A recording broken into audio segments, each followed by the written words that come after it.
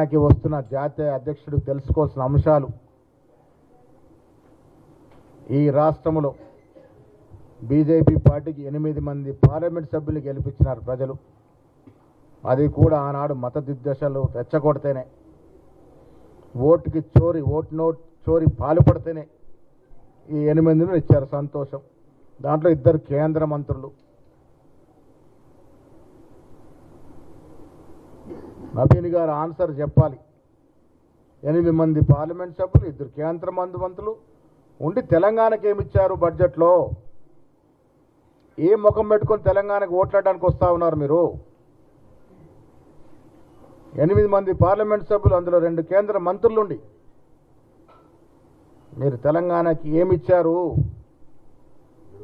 మీరు తెలంగాణ ప్రజలకు స్పష్టత ఇవ్వాల్సిన అవసరం ఉన్నది. 2014లో కేంద్ర అధికారంలో వచ్చిన నాటి నుండి నరేంద్ర మోడీ ప్రభుత్వం తెలంగాణకు అన్ని రంగాల్లో అన్యాయం చేస్తూ ఉంది. కేంద్ర ప్రభుత్వం రాష్ట్ర విభజన చట్ట ప్రకారం తెలంగాణకు న్యాయంగా రావాల్సిన పథకాలు, నిధులు, ప్రాజెక్టులు ఇంతవరకు మంజూరు చేయట్లేదు. బయ్యారం స్టీల్ ప్లాంట్, నీటి ప్రాజెక్టులకు జాతీయ హోదా, నవోదయ పాఠశాలలు పలు అంశాల్లో తీరని అన్యాయం చేస్తూనే ఉన్నది. తెలంగాణ మిగతా రాష్ట్రాలకు భిన్నంగా ఇక్కడ కాంగ్రెస్ ప్రభుత్వం, కాంగ్రెస్ ముఖ్యమంత్రి రేవంత్ రెడ్డి గారి నేతృత్వంలో తెలంగాణ రైజింగ్ 2047 లక్ష్యంగా రాష్ట్ర ప్రణాళికలు రూపొందిస్తూ దేశ అంతర్జాతీయ సంస్థల నుండి పెట్టుబడులు ఆకర్షిస్తుంటే కేంద్రం మాత్రం రాష్ట్రంలో పరిశ్రమల ఏర్పాటుకు సహకరించడం లేదు. అడుగడుగున అడ్డంకులు సృష్టిస్తూ ఉంది.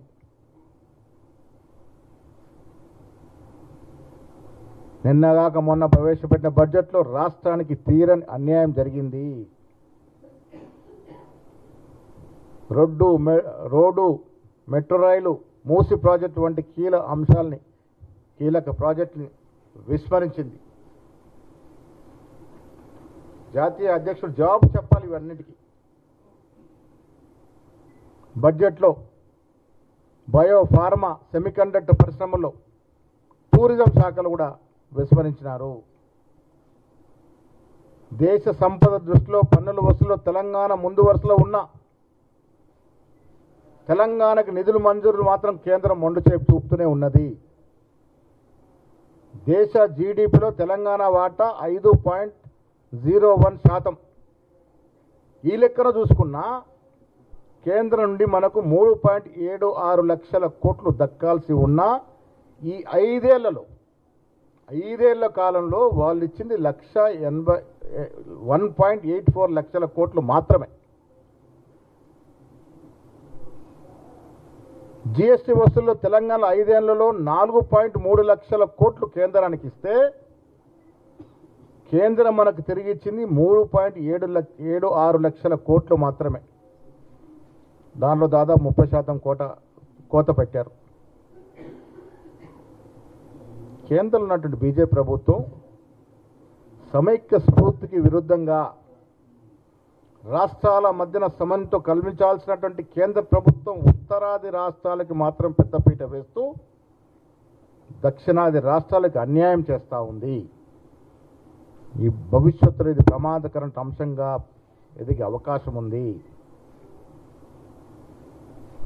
మా తెలంగాణ ప్రజలు కడుతున్న ట్యాక్సు, చెమటొడిచి కష్టపడి కడుతున్న ట్యాక్సు కేవలం మీ గుజరాత్, ఉత్తరప్రదేశ్, బీహార్ రాష్ట్రాలకు దోషి పెట్టడానిక? ఏం ముఖం పెట్టుకొని జాతీయ అధ్యక్షుడు ఇక్కడ ప్రచారానికి వస్తూ ఉన్నాడు?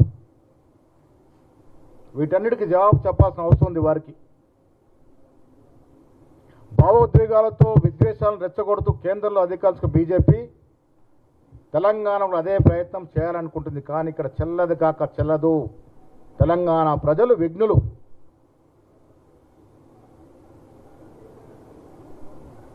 మత వైషమ్యాల్ని అతీతంగా సోదర భావంతో మెలిగే తెలంగాణ ప్రజలు బీజేపీ రెచ్చగొట్టే విధానానికి లొంగుతారని నేను అనుకోవట్లేదు. ఇది గత ఎన్నికల్లో రుజువైంది. ముఖ్యంగా జూబ్లీస్ ఎన్నికల్లో మతం పేరిట కులం పట్టి ఎంత రెచ్చగొట్టాలని చూసినా మీకు డిపాజిట్ పోయినటువంటి సంగతి జాతీయ అధ్యక్షుడు తెలుసుకుంటే మంచిది.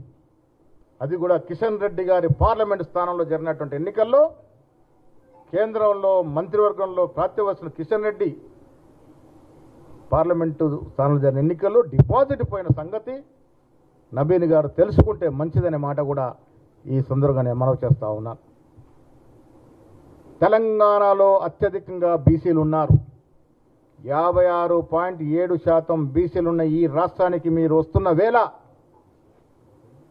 తెలంగాణ ప్రభుత్వం రేవంత్ రెడ్డి నేతృత్వంలో 2 చట్టాలు తీసుకొచ్చింది. ఉద్యోగ అవకాశాల కోసం, విద్యా అవకాశాల కోసం 2 చట్టాలని గవర్నర్ ఎందుకు తొక్కిపెట్టిండో నబీన్ గారు జవాబు చెప్పాలి తెలంగాణ బీసీ ప్రజానికానికి. బడుగు బలేని వర్గాలకి బీజేపీ పుట్టుకతోనే వ్యతిరేకము. తనకు తాను బీసీ అని చెప్పుకునే మోడీ తెలంగాణ తీసుకొచ్చిన 2 బీసీ అనుకూల చట్టాలని, ఒక ఆర్డినెన్స్ని గవర్నర్ వద్ద ఎందుకు పెండింగ్లో పెట్టినారో అది మొదటగా బీసీ జనానికి జవాబు చెప్పి మీరు ఎన్నికల ప్రచారంలో పాల్గొంటే బాగుంటుందని కూడా ఈ సందర్భంగా మనవి చేస్తా ఉన్నాను. కేంద్రంలో సామాన్యుడికి నిధుల కోత ఏ రకంగా పెడుతుందో ఒక్కసారి అర్థం చేసుకోవాలి. సెంటర్ స్పాన్సర్డ్ స్కీములు 20 ఉంటే 17 స్కీములకి నిధులు కొరత పెట్టారు. అంటే బీదవాడు బ్రతకకూడదా? బీదవాడికి ఫలాలు అందించే ఈ స్కీముల్ని క్రమేణా కోతలు పెడుతూ ఎత్తేసే ప్రయత్నాలు చేస్తూ ఉన్నారు. దాంట్లో భాగంగానే మన్రేగాకి నిధుల కోత పెట్టి గాంధీ మాత్రం పేరు తొలగించి దాన్ని ఎత్తేసే ప్రయత్నం చేస్తూ ఉన్నారు. మహిళలకి బడ్జెట్లో దేశవ్యాప్తంగా 90,000 కోట్ల నిధుల కోత పెట్టినారు. మీరు మహిళల గురించి గొప్పగా చెప్పుకుంటారు.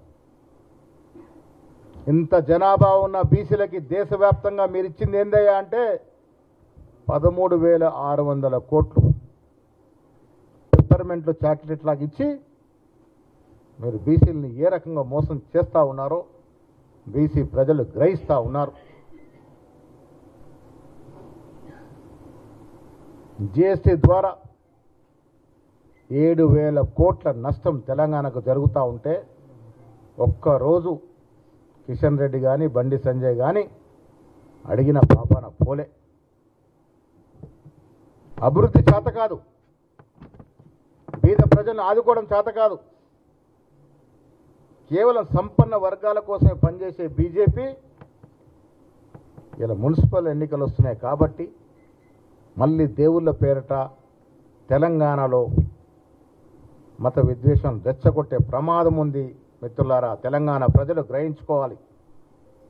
నబీన్లు మొబీన్లు వచ్చి దేవుళ్ళ పేర్లు జపించి మన మధ్య చిచ్చు పెట్టి ఓట్లు దండుకునే ప్రయత్నం చేస్తారు. గతంలో నిజామాబాద్లో అదే జరిగింది.